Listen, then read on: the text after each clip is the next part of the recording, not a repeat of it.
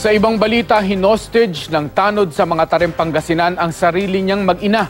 Inatake pa ng suspect ang 2 pulis na rumisponde sa insidente.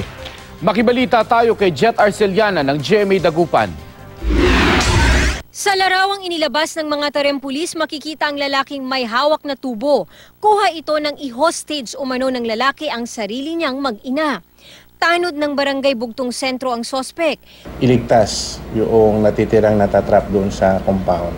So what we did, armed with just yung kawayan lang natin, yung bamboo, we forced him to go backward para at least ma-rescue namin yung natrap. Sa gitna ng negosasyon, nasaksak ng sospek ang hepe ng pulisya sa kanang kamay. Napukpok din niya ng tubo ang isa pang rumesponding pulis na si SPO1 Richard Castillo. Nasugatan sa ulo ang pulis.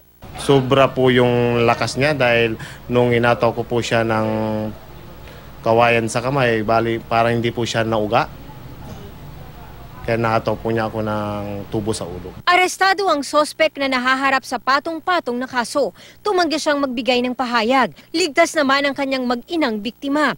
Nasa kustodiya na rin ng pulisya ang mga ginamit sa pangho-hostage. Ayon sa mga otoridad, posibleng nakadroga ang sospek. Tsaka downers nga yung alcohol, so baka manghihina talaga siya. So napakalakas talaga niya. Considering na yung mga kasama niya nung gabing yon after nila nag-inom ay mga drug personality. Jet Arceliana, Nagbabalita, Pilipinas.